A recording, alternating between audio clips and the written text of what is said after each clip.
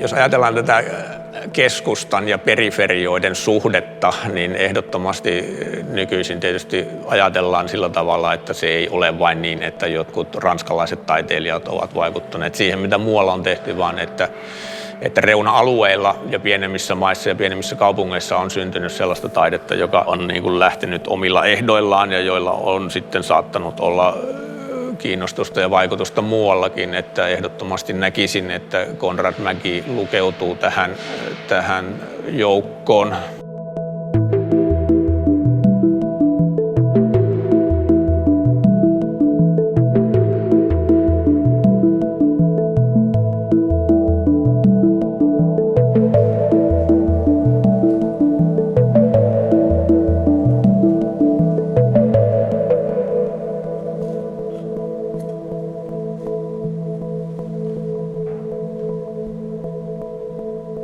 Esimene oluline isikunäitus toimus 2017.–2018. aastal Roomas Galleria Nazionale Arte Moderna muuseumis, seejärel Tallinnas Kumu kunstimuuseumis ja 2019. aastal Torinos Museo Realis. Ja nüüd Soomes Espos Emma muuseumis kõigi aegade suurim Konrad Mägi isiknäitus. See on üks niisuguseid väga selliseid õnnelikke lugusid, et kus tõesti seda Eesti kunsti või Konrad Mäge ei ole ehk siia Soome pakutud või sellega ei ole tegelenud mingid diplomaatilised tellimused ei ole siin taga olnud, vaid et 2018, kui Eesti kunsti rahvusvaheliselt seoses vabariigi 100. sünnipäevaga kõvasti tutvustati, et siis Kumus oli ka Konrad Mägi näitus, mis enne oli olnud Itaalias. Pilvi Kalhamaa ise kirjutas meile. Ta käis vaatamas ju Kumu Konrad Mägi näitust. Ja pärast ta kirjutas ja ütles, et ta on väga huvitatud sellest, aga selle ettepaneku tegi tema, jah.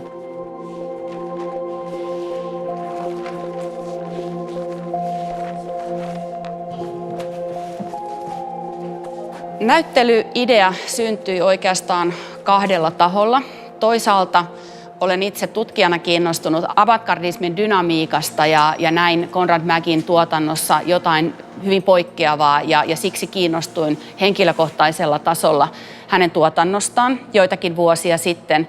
Mutta sitten taas museonjohtajana haluan luoda museomme linjaa, jossa näytetään ilmiöitä ja taiteilijoita ja luodaan uusia näkökulmia jo totuttuihin tulokulmiin. Ja siksi me tarvitsemme sellaisia taiteilijoita ja ilmiöitä, jotka puhututtavat ja asettavat tavallaan ne totuudet, joiksi olemme niitä taidehistoriaa tottuneet ajattelemaan, niin uuteen valoon.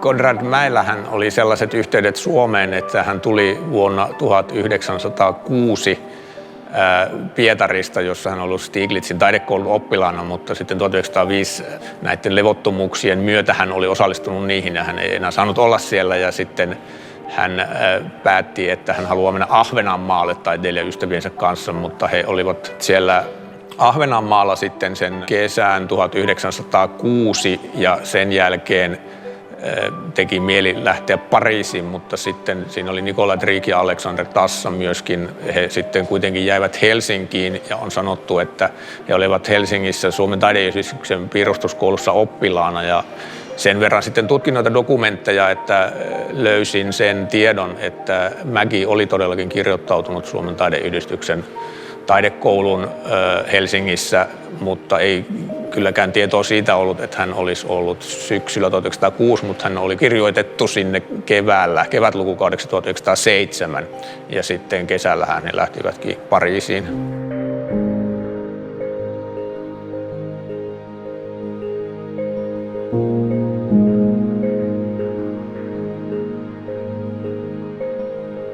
Pohjoismaisen ja suomalaisen taiteen kontekstissa näin Konrad Mägin tuotannossa hyvin paljon jotakin samaa ja jotakin, joka ammentaa siitä, mutta toisaalta siinä on myös eroavaisuuksia.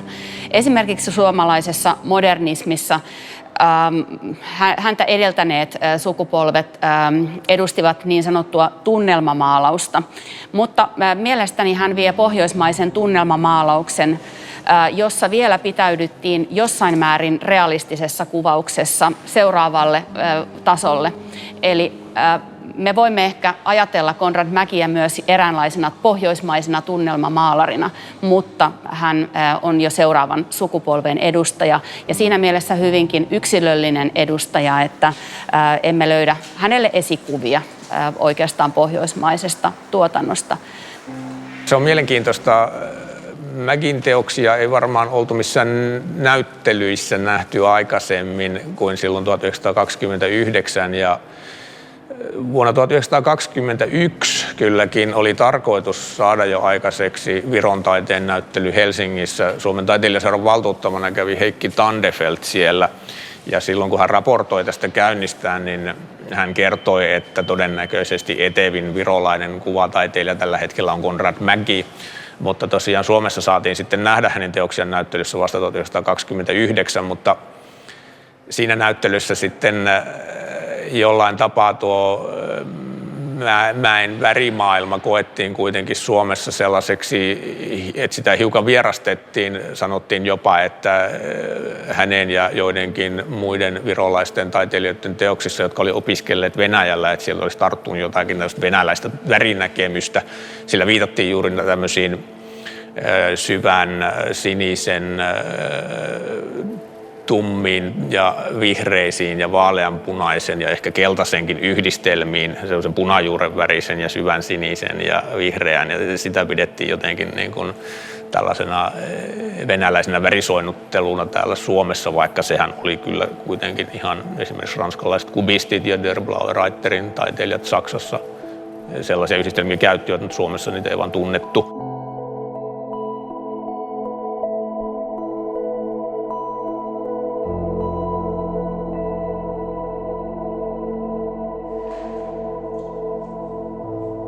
Konrad Mäki eittämättä oli hyvinkin tietoinen, kun hänen teoksiaan katsomme, eurooppalaisen taiteen virtauksista, mutta hän ei suoranaisesti niitä lähtenyt kopioimaan, mikä on tietysti aivan mahtava asia.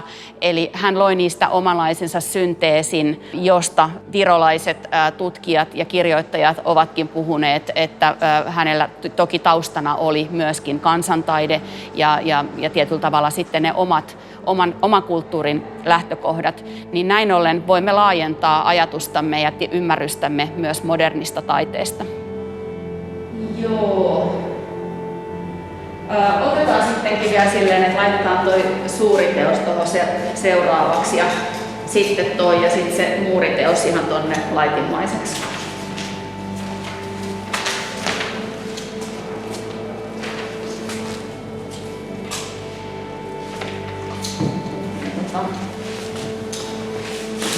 Sitä täytyy ottaa vähän vaan sitä tänne päin vielä sitä työtä, niin saadaan mahtumaan.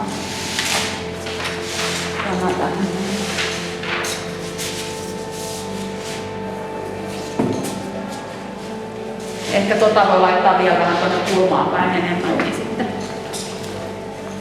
Kyllähän varmaan sillä tavalla on pohjoisen taiteen kontekstissa, että uskoisin, että varsinkin Edvard Munkin taide on kiinnostanut häntä hyvin paljon, mutta niin kuin laajemmin ajateltuna, koska häntä voi selkeästi pitää maisemanmaalauksissa tämmöisenä symbolistisen maiseman ja ekspressionistisen maiseman molempien tekijänä, symbolistisen maiseman niin kuin siinä mielessä, että sellaiset tietynlaiset maisemakokemukset, joita sitten ilmaistaan kankaalla värinäkyinä, niin koetaan tälleen aika universaaleina, mutta sitten kuitenkin ekspressionistisena siinä mielessä, että reflektoidaan sitä omaa mielentilaa niillä maiseman värinäyillä. Ja ehkä juuri sitten esimerkiksi ne Venetsian maalaukset on enemmän sitten sellaisia ekspressionistisia, mutta se on hyvin tyypillistä myöskin pohjoismaiselle, skandinaaviselle että suomalaiselle maalaustaiteelle tuona aikana sellainen romanttinen pohjavire siinä. Se romantiikka näkyy niin kuin siinä symbolismissa ja ekspressionismissa, maiseman kuvauksessa myöskin.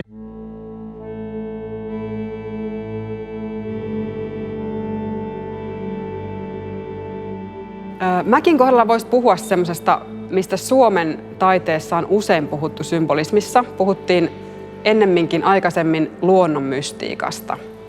Ja se on jotenkin aivan keskeinen myös Mäkin kohdalla. Eli hänelle luonto on se portti tavallaan, joka kulkee sit sinne, jonka kautta pääsee näkymättömään todellisuuteen, siihen henkisempään todellisuuteen. Luontosuhde on ollut Pohjoismaissa hirveän vahva. Ihmiset ovat kiintyneet luontoon ja kokeneet luontoelämykset hyvin vahvana ja kokeneet olevansa osa luontoa. Ja siinä mielessä se, että monet pohjoismaiset taiteilijat ja myöskin balttilaiset taiteilijat ovat tehneet sellaista taidetta, joka heijastaa omia luontonäkymiä ja kuvastaa sitä kiintymystä luontoon, niin se on esimerkiksi viime vuosina herättänyt paljon kiinnostusta Ranskassa ja muuallakin Keski-Euroopassa, mistä oli tämä balttilainen symbolismin näyttely nyt muutama vuosi sitten hyvänä esimerkkinä. Että kyllä mä luulen, että se tietynlainen sidos luontoon on se tekijä, mikä erottaa tietyssä mielessä pohjoismaisen taiteen keski-eurooppalaisesta tai länsi-eurooppalaisesta taiteesta tietyllä niin kuin henkisellä tai aatteellisella tasolla. Ehkä myöskin se, että mä mietin Akseli Gallenkallelaa, jolla oli ajatuksena hyvin tämmöinen samantapainen, tai mä peilaan Mäkin taidetta tähän Akseli Gallenkallelan taiteeseen, jossa Gallenkallellakin oli ajatus siitä, että on olemassa tämmöinen salattu luonnonkieli, semmoinen koodi, jonka selvittämällä sä pääset kiinni henkisempiin totuuksiin. Niin mä näkisin, että Mäkillä on hyvin samantyyppinen niin kuin ajatusmaailma todennäköisesti siellä taustalta, joka kumpuaa sieltä esoteerisista liikkeistä, teosofiasta ja myöskin spiritualismista omalla tavallaan. Mutta ehdottomasti Steiner myöskin antroposofiassa ajatteli näin, että kun sä pääset kiinni siihen luonnon niin kuin ytimeen, niin sitä kautta sitten avautuu myöskin se henkinen todellisuus ja henkiset totuudet.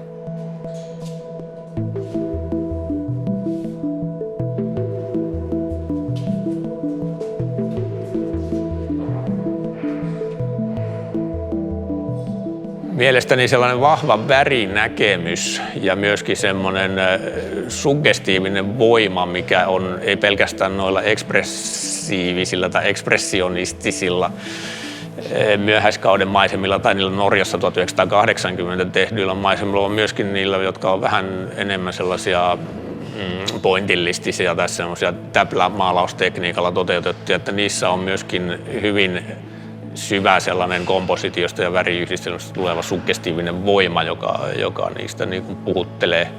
Että se on varmasti se sellainen intensiivinen väritaju ja myöskin se, että se edellyttää myöskin sellaista komposition tajua, on se, mikä tekee hänestä hyvin kiinnostavan taiteilijan ja hyvin niin kuin kansainvälisestikin kiinnostavan taiteilijan.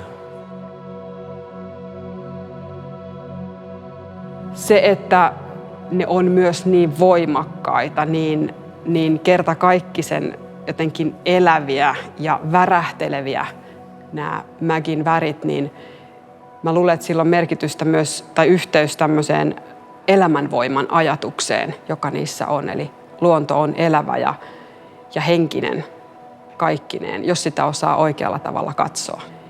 Mäkin kohdalla on kirjoitettu siitä, miten hän oli spiritualistisissa istunnoissa mukana, miten Steinerin teosofia tai antroposofia vaikutti häneen. Ja näissähän on just se, että pyritään tavallaan sen näkymättömän todellisuuden puoleen. Jollain tavalla kuvataan sitä henkisempää todellisuutta. Ja tuolla kun katsoo hänen niin kuin maisemamaalauksiaan, niin siitä tulee mieleen semmoinen, että kyse on jonkinlaisesta niin kuin kielestä, koodista, jota hän jatkuvasti koettaa eri tavoin lähestyä. Et mä näkisin jopa, että ne niin kuin tyylien muutokset, mitkä siellä tapahtuu, ne liittyy siihen, että ne etsii tapaa, miten hän pystyisi eri tavalla kuvata sitä näkymätöntä todellisuutta, joka siellä on. Et se lähtee sieltä Norjasta semmoisina kiinnostavina, ikään kuin miten Bart Bussauv on tässä artikkelissa, joka on kirjassa, että mennään niin kuin kohti tämmöistä niin kuin mikroekologioita. Kuvataan näkymätöntä todellisuutta, joka oli Mäkin aikalaisille ikään kuin uusi tämmöinen tieteellinen innovaatio, että voitiin katsoa sitä näkymätöntä mikrokosmisen pientä. Ja hän on käyttänyt ikään kuin jonkunlaisena niin kuin välineenä sitä siihen, että kuljetaan kohti näkymätöntä todellisuutta. Ja se muuntuu sitten myöhemmissä teoksissa. Mä näkisin näin, että sieltä edelleen on sellainen samantyyppinen niin kuin kieli, jota haetaan. Jonkinlainen niin kuin luonnon kieli. Aikaisemminhan puhuttiin siitä symbolismissa, miten niin kuin luonto puhuu salattua kieltään. Viitattiin Baudelaireiin esimerkiksi. Mutta teosofit toi siihen myöskin semmoisen ajatuksen, että tämä kieli, mikä luonnossa on, niin se voi olla hyvin tämmöinen luonnontieteellinen. Siellä on tästä luonnonlait. Ja aivan kun Mäkin teoksista voisi helposti löytää semmoisia niin kuin kohtia, missä hän etsii tämmöistä kieltä. Vesi saa omanlaisensa siveltimen vedot ja maan ne kaikki muodot saa erilaiset siveltimen vedot. Että se tavallaan niin kuin haetaan tämmöistä erilaista ilmaisukieltä, joka kuitenkin aina jotenkin niin kuin kertoo siitä, että se luonto on kauttaaltaan elävä, jotenkin hyvin elinvoimainen ja salaisuuksia ja totuutta myös täynnä. Minun mielestäni Konrad Mäkin tuotanto, kun siihen tutustuin, ansaitsee kansainvälisen tunnettuuden yhä laajemmin ja myös Emma Taidemuseon linjan mukaisesti juuri tämän kaltaisen taiteilijan esittäminen on siksi äärimmäisen kiinnostavaa.